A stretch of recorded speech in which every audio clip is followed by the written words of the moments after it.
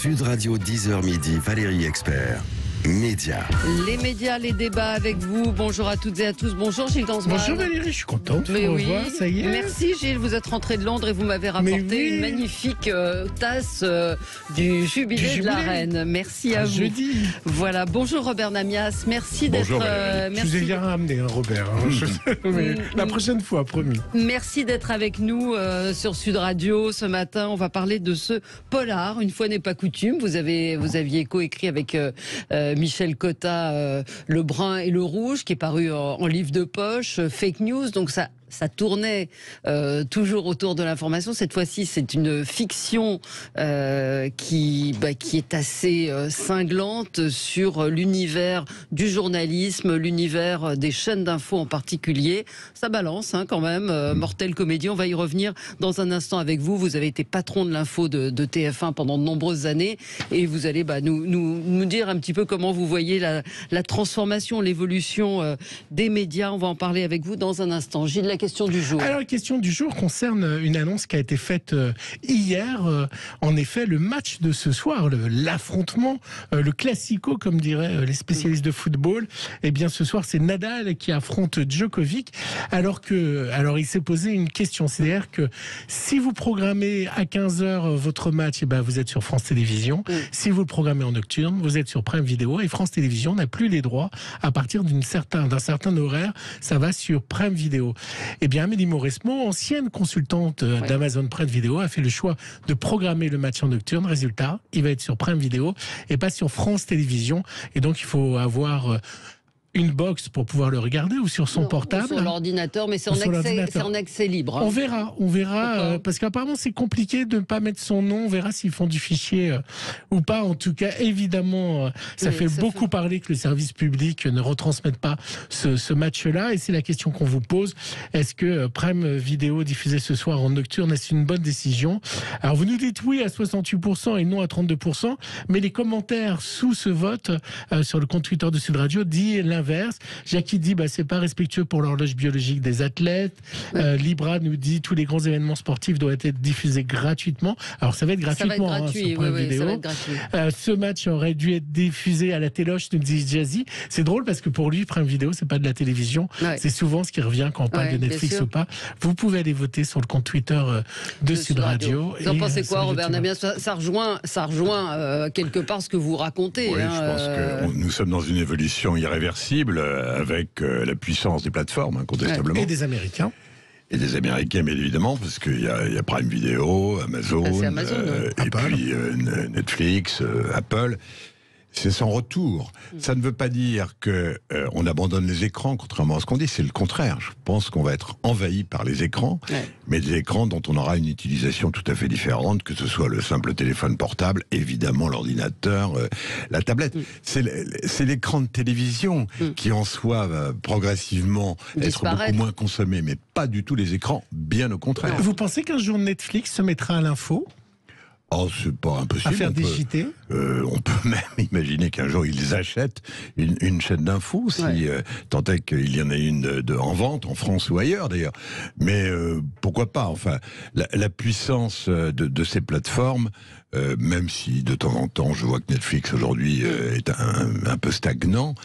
Mais enfin, c'est irréversible, incontestablement. Mais c'est vrai que c'est un choix qui a été fait par Amélie Mauresmo. Je lisais ce matin que Nadal, lui, aurait préféré que ça se dispute dans l'après-midi. Il n'aime pas jouer le soir. Qu'est-ce qui a emporté la décision? Est-ce que c'est l'argent, madame. Oui.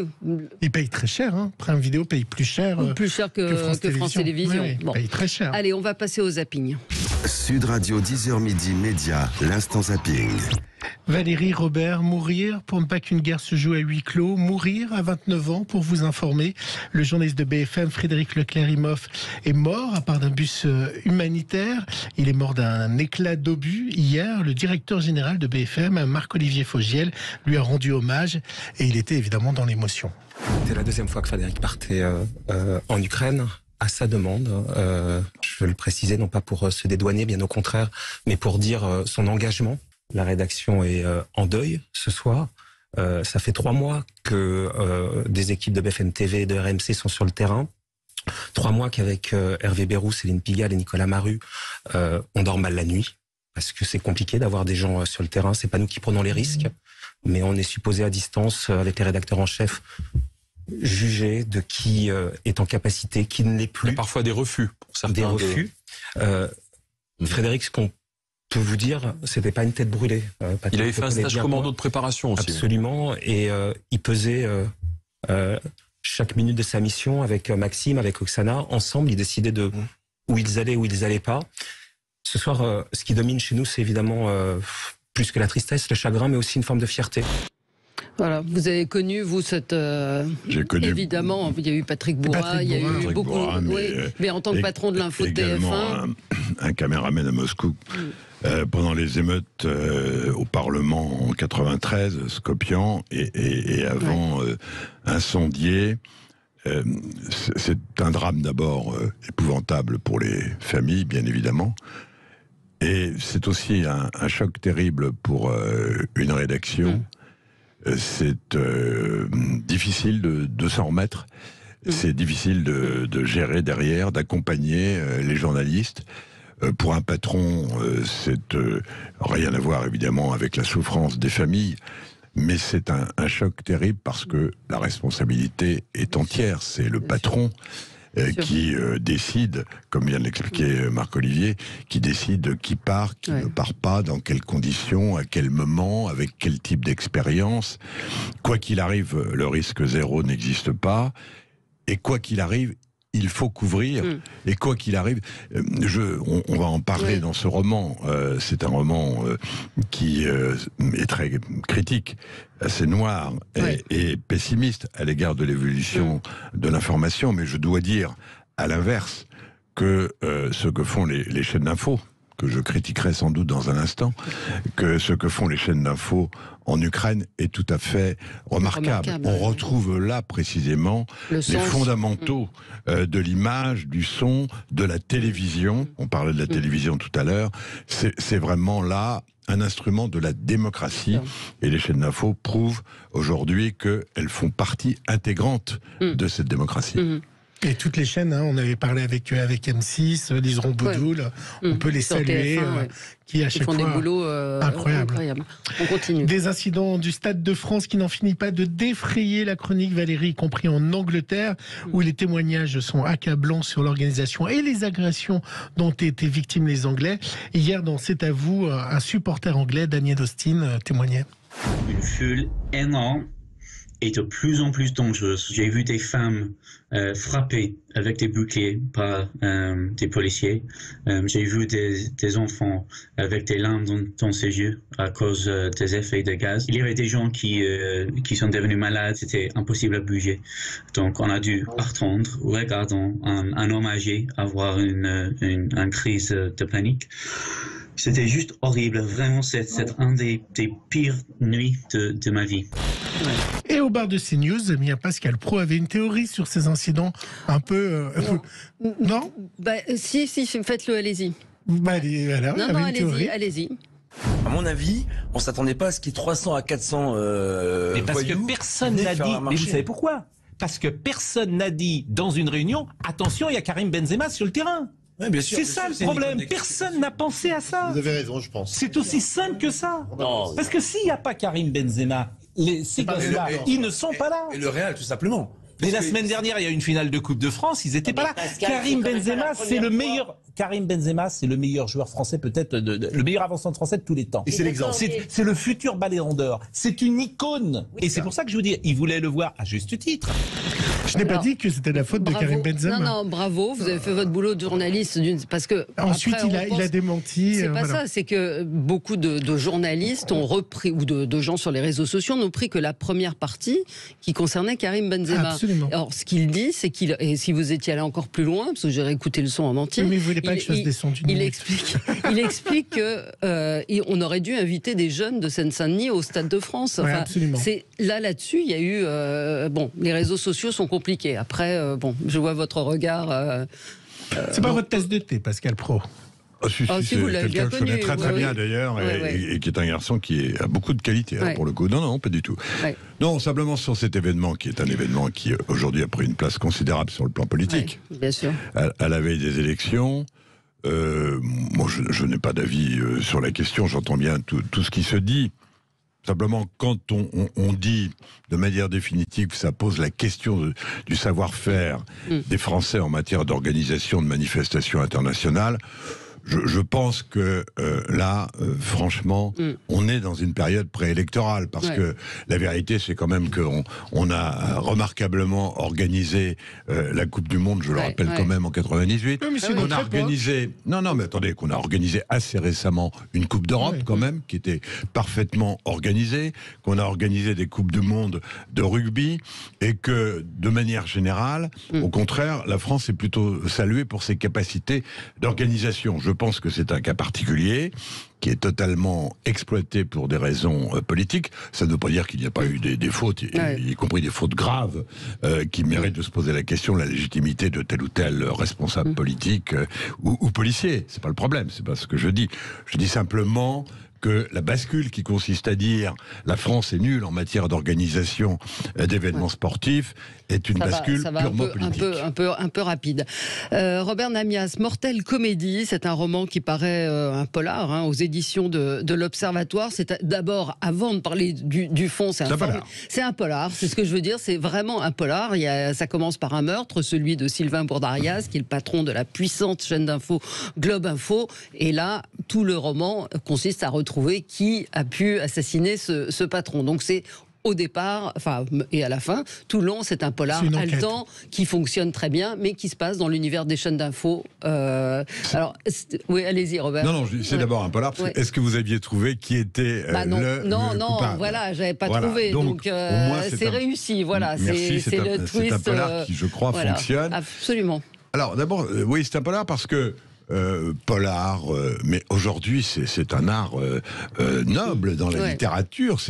Et je pense que l'intérêt du polar, c'est que il capte l'attention. Évidemment, l'enquête est bien conduite. Il capte l'attention. Et au fond, moi j'ai choisi cette forme parce que ça a toujours été ma démarche professionnelle, c'est-à-dire d'essayer de dire des choses sérieuses et graves. Ce que je dis en matière d'évolution de l'information me paraît grave, mais en même temps, j'essaye de m'adresser au plus large public possible. C'est une lecture à 2 degrés, on peut ne lire que le polar, et puis on peut aussi être invité à réfléchir sur l'évolution à la fois de l'information, du traitement de l'information, et de notre propre comportement à l'égard de l'information. De l'information et de la manière dont on regarde cette information. Globe Info, donc il y a Globe Info, il y a iDirect, les noms sont un petit peu changés. On croit vous reconnaître, vous aussi, dans dans le rédacteur en chef, directeur de la rédaction, directeur de l'information. Mais c'est assez violent sur cet univers. Moi, j'ai envie de dire, ce qui est ressorti, c'est le cynisme. C'est le cynisme aujourd'hui face à l'information, et c'est la course au scoop. On est prêt à tout finalement aujourd'hui pour faire de l'audience. On ne vérifie plus rien. Non, alors encore une fois, surtout aujourd'hui avec le drame qui touche les chaînes BFM, le discours doit être mesuré, mais ça ne change rien. Je veux dire, effectivement, au contraire, moi je souhaite à travers ce livre qu'on retrouve les fondamentaux qui sont ceux qui sont pratiqués, notamment dans la couverture en Ukraine. La vérité, c'est qu'effectivement, aujourd'hui, on assiste à une course à l'audience qui a toujours existé, que j'ai toujours connu. Bien sûr, moi-même, TF1 qui était quand même... Il y avait vraiment une religion de l'audience. Mais dans un contexte qui n'a strictement aucun rapport, et c'est très important, qui était un contexte de prospérité, qui était un contexte où de toute façon, les médias, de manière générale, la presse écrite jusque dans les années 70, notamment avec François qui tirait à 1 million d'exemplaires, les radios pendant très longtemps, et les chaînes de télévision commerciales dans les années 90-2000 ont gagné beaucoup d'argent. Et donc, effectivement, le problème de la course à l'audience ne se posait pas de la même manière. Aujourd'hui, il est absolument vital. C'est-à-dire que pour survivre simplement, et la course à l'audience, c'est pas l'audience, c'est l'audience aussi bien pour la presse écrite, parle d'audience, que pour la radio, que pour la télévision, et c'est absolument vital. Mais à partir du moment où c'est vital, parce que effectivement, il n'y a plus d'argent dans les médias, que les médias ne gagnent plus d'argent, qu'ils essaient seulement d'en perdre le moins possible.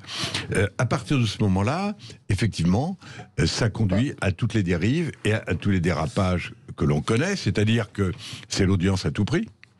Et l'audience à tout prix, on sait qu'elle fonctionne sur le buzz, sur le clash, sur le bruit, et pas du tout sur le fond. Mais dites-moi, c'est pas le fiston de Robert Namios qui dirige LCI? Mais si, absolument. Mais on dit quoi au fiston alors?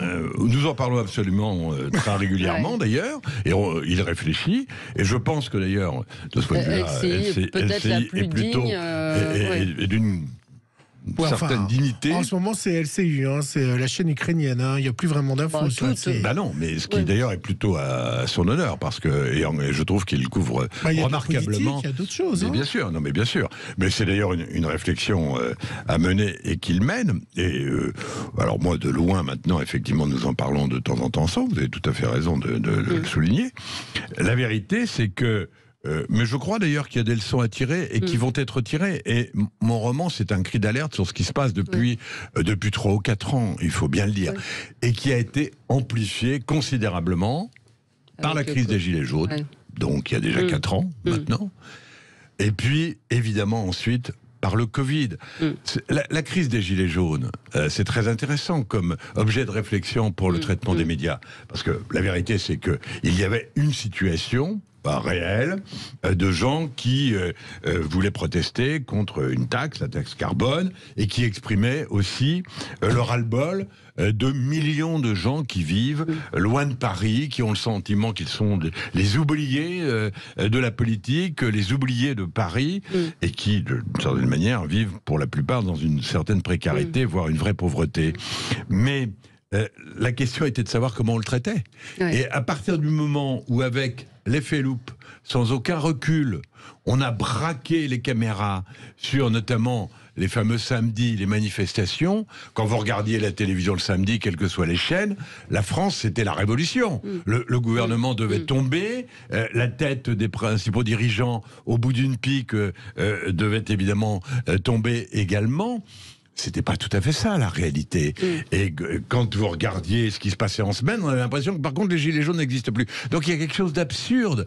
Et effectivement, on sait très bien que les incendies, par exemple, et malheureusement, les émeutes, ça fait des images. Ça fait, je ne dis pas des belles images, ça fait des images. Eh bien, ça, c'est une dérive qui s'est amplifiée de manière incroyable avec le Covid, dans un autre système de déformation de l'information, qui a été que on a donné la parole, non seulement à des éditorialistes qui vraiment n'avaient strictement rien à dire, et qui donc ont parlé pendant des heures pour ne rien dire, il faut bien le reconnaître, partout, sur toutes les chaînes, mais surtout aux médecins, qui eux-mêmes, vous aviez un neurologue qui parlait un néphrologue qui parlait du Covid à longueur de journée, en quoi la néphrologie a un quelconque rapport avec une maladie virale.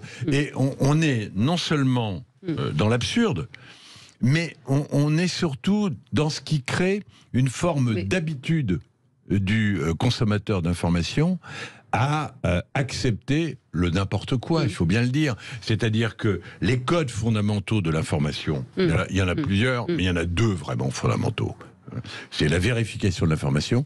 Aujourd'hui, on n'en a pas parlé là, mais avec le poids des réseaux sociaux, où effectivement, tout n'est pas non plus mauvais dans les réseaux sociaux, vous les utilisez beaucoup, bon, très bien. Il y a des informations qui circulent, mais il y a tellement de fake. Si vous ne prenez pas le temps, le recul, et vous ne le prenez pas parce qu'il faut être le premier à donner l'information, donc on prend le risque de s'appuyer sur une information non vérifiée. Et puis surtout, la hiérarchie dont vous parliez tout à l'heure. Quand vous voyez un samedi de 7h du matin à 10h du soir, des voitures qui brûlent, etc., où est la hiérarchie de l'information? Parler de l'Ukraine, c'est un peu plus compliqué. Mais là aussi, il faut réfléchir à un moment donné à replacer chaque information dans son contexte, elle est hiérarchisée. Mais comment on fait, c'est un petit peu aussi le sens de votre livre, c'est-à-dire entre la raison ou l'information pure et dure et le buzz, quand on est patron d'une chaîne d'infos, comment on fait pour faire ce choix? Je crois simplement que après ces 4 années dont je viens de parler, qui ont vraiment constitué un phénomène d'accélération sur les dérives de l'information, je crois qu'il est le temps de se poser, parce que c'est à la fois un cri d'alerte, et vous en êtes même temps, assez pessimiste, ce que vous décrivez. Parce que je pense qu'on peut basculer de l'autre côté et ne plus revenir en arrière, ou à l'inverse, compte tenu des réflexions qu'on vient de jeter rapidement là sur la table, qu'on puisse se dire, retrouvons nos fondamentaux, avec les nouveaux moyens qui sont les nôtres aujourd'hui. Il y a plus ces moyens. Enfin, je prends LCI que j'ai bien connu. Il y avait une grille qui était une grille où il y avait un débat le matin, que j'avais la chance et l'honneur d'animer. Ensuite, il y avait des émissions de faits divers, il y avait du décryptage de l'info, il y avait de la culture, il y avait plein de choses. Et d'un seul coup, on est passé au tout débat. Donc il y a aussi une question de moyens qui est là. Oui, mais c'est ce que je disais tout à l'heure. On est dans une économie qui est très différente, non pas de ce qu'elle était à votre époque, parce que là, ce n'est pas très différent, mais de ce qui était très différent globalement il y a encore 10 ou 15 ans. Avec cette nouvelle économie, avec l'expérience et le recul que l'on a maintenant sur le fonctionnement des chaînes d'infos depuis quelques années, il y a un tournant à prendre, et ce livre, de ce point de vue-là, vous montrez vraiment le tournant, et moi ce qui en est ressorti, c'est le cynisme aujourd'hui. D'ailleurs, la mort du patron de cette chaîne d'infos, qui est le point de départ de votre polar, finalement va servir la chaîne de façon absolument cynique. On ne peut pas vous laisser partir sans vous poser la question de PPDA, que tout le monde vous pose évidemment. Quand vous faites la promo, comment ne pouviez-vous pas savoir quelle réponse J'ai beaucoup répondu à ça. D'abord, il y a Est-ce que c'était votre ami? Est-ce que vous sortiez avec lui? Non, jamais. Je crois que je réfléchissais précisément. Non, pas du tout. C'était dans sa pratique professionnelle. Un garçon qui avait de formidables qualités d'antenne, qui par ailleurs a commis quelques dérapages compliqués. Mais pourquoi il n'avait pas été viré d'ailleurs à l'époque, quand on pense à l'affaire pardon, mais je ne veux pas. Mais je n'étais pas le patron. Si, j'étais, mais je n'étais pas le patron. Mais c'est Michel Cotta vient d'expliquer que c'était impossible de le virer. Enfin, d'abord, rien n'est jamais impossible. Et puis, d'autre part, je vous rappelle quand même que, alors que je n'étais encore que le directeur de la rédaction, lorsqu'il y a eu l'affaire Botton et qu'il a été condamné, d'ailleurs, effectivement, face à Patrick Lelay et Étienne Moujotte, moi j'ai plaidé pour le retrait de l'antenne, et il a été suspendu 3 mois.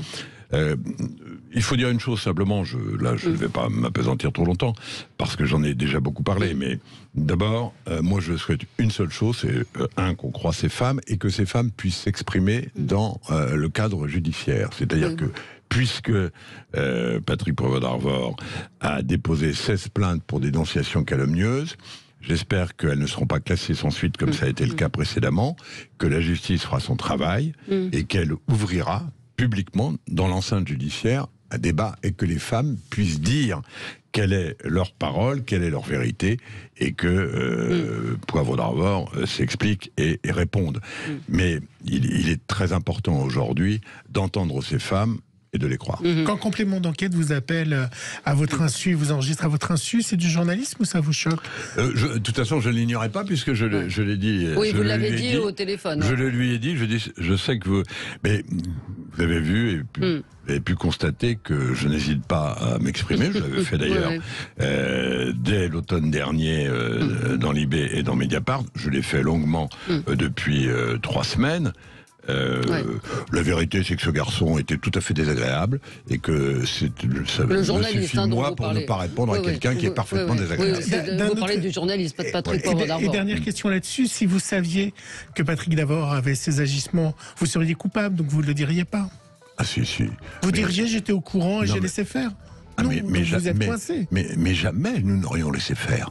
Alors là, vous avez une façon de présenter les choses tout à fait étrange. Jamais nous n'aurions laissé faire. Mais jamais. Moi, j'ai été alerté sur 3 cas, non pas d'agressions sexuelles telles qu'elles sont décrites par ces femmes, encore moins de viols, alors qu'apparemment là, il y a eu des femmes violées. et qu'elle se fasse entendre, encore une fois, et moi je les crois. Mais moi j'ai été alerté sur des cas de harcèlement, d'attouchement, et les 3 collaborateurs de la rédaction de TF1 ont été licenciés. Et ça, je vous le dis, vous ne pouvez pas me dire ça, mais jamais je n'aurais accepté cela. Jamais. Il faut lire votre polar, Mortelle Comédie, qui est paru aux éditions de l'Observatoire. C'est d'abord un polar très bien mené. Je n'avais pas trouvé qui était le coupable, donc ça veut dire que ça fonctionne très bien. Vous n'êtes pas très maline. Oui, non. Sincèrement. Mais c'est assez noir, assez dur sur le métier de journaliste et sur ce que sont devenues les chaînes d'infos. Merci à vous, Robert Namias, d'avoir été avec Valérie, nous ce matin. merci. Et nous, on se retrouve dans un instant. À tout de suite.